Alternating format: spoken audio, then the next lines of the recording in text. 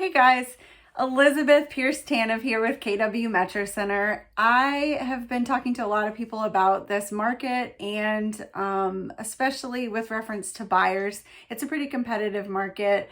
We're definitely in low inventory, which would lean itself towards being a seller market. But then we have such great interest rates that it's a great time to buy. You're getting free money. So with it being a seller market, it does mean that it's competitive. So I thought I would go over a few steps and tips and tricks. So first step is to get connected to a local realtor who is familiar with the area, familiar with how things are going in that specific market. I'm licensed in Virginia, DC, and Maryland, and there are definitely nuances to each area. But overall, it's still a seller's market and competitive in each one of those. It also, in each one of those markets, the seller's interests are protected by default. So you want to get that buyer agent on your side so that your interests are being protected. Otherwise, the agent is legally bound to protect the sellers. So getting in touch with me is the first step. I also would love to put you in touch with some recognizable, reliable local lenders. They're very familiar with our area. Many of them take all your documentation. They get you good to go so that you are very aware of what your buying power is, of what these different contingencies that we're going to talk about briefly today, which ones you feel comfortable waiving, which ones you're able to waive, which ones you want to keep in place. They are a very integral part with you understanding your financial health. So that's kind of your first task as a buyer in a competitive market, is to get an understanding of your finances so that when you're under pressure in a multiple offer situation, that you feel comfortable with where your boundaries are, because it's all very personal decisions on that. So you want to have an understanding of the cash that you have on hand that you'll be utilizing for your earnest money deposit. That goes in immediately once you have an offer accepted. That's rolled into your down payment and closing costs. So it's not an additional money, but it's something that you have to have up front. And that's typically anywhere from like 1% to 3% in our market.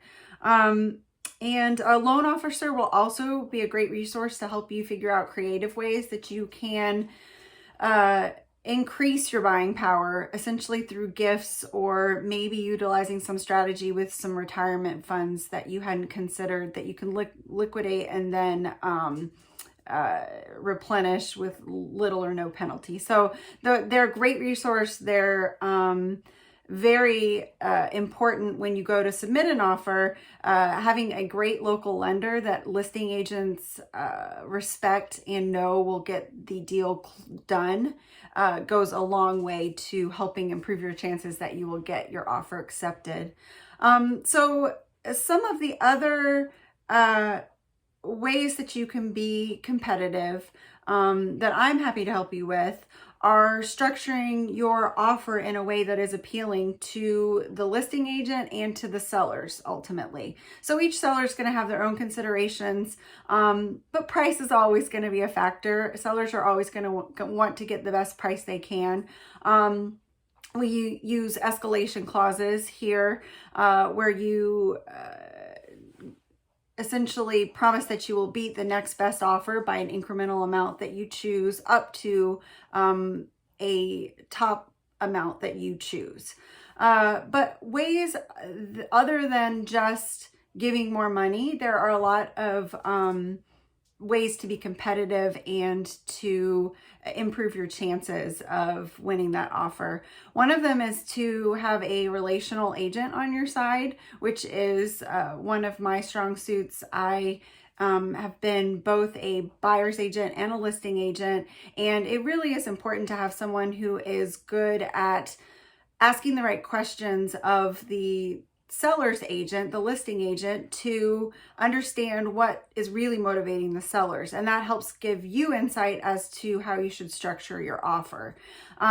So some of the contingencies that are involved in submitting that offer are a home inspection.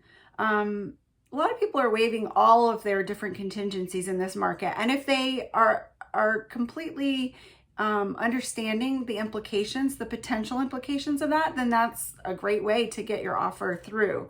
But not everyone's going to be comfortable with that or able to waive all of their contingencies. For home inspection, there are things that have been done like a long time in DC. Pre-inspections have been done, but now they're becoming more common throughout the entire DMV. If the sellers will allow it, you can get a home inspector through early. One of my home inspectors even will do like a walk and talk where they kind of walk through with you and just have eyes on the property so you know what you are up against when you come in. You can also do a void-only home inspection, or even just give yourself a home inspection and no options to get out of the contract, but you still know what you are getting into. So some of the other contingencies are appraisal. A lot of people are waiving appraisal. What that entails, you have to have the money on hand to be able to bring that cash, any extra cash. If your house appraises for lower than the sales price, you have to have the extra cash on hand in order to bring that to closing, because the lender is only going to give you money for what the house appraises for. And this is a fine strategy in some cases, especially some very competitive markets. You just have to have the cash on hand and you have to feel comfortable with your boundaries. You can also structure it in such a way that you're only bringing a certain amount of cash on hand if it comes in low. And that's just case by case, of course. You also have people who are waiving financing. This is a decision. This is why you need to have a great local lender who really has your best interests in mind and can advise you well. If you have a really stable job and there are no prospects of it going away anytime soon, some people will feel comfortable with this. You just really need to talk to your lender and understand the implications of it so that it's a choice and it's not something you're doing without knowing what you're doing. There are other ways, like some sellers need rent back. They need the flexibility of time to be able to stay in their property while they find their own house. A lot of sellers are struggling because they want to sell. It's a great time to sell. It's also a great time to buy, but they struggle because they come up against the same thing with low inventory. So sometimes you can offer that. I've even done some where we've offered other things to the seller because it's a stressful time for everyone. So you potentially offer other things that are of value to them. And these are all things that it really does benefit you to have a relational buyer's agent on your side. And I think that that's some good tips and tricks for today. I would love to help you buy a home anywhere in the DMV, and I would love to hear about your specific situation and tailor our game plan to that. So please, I will have my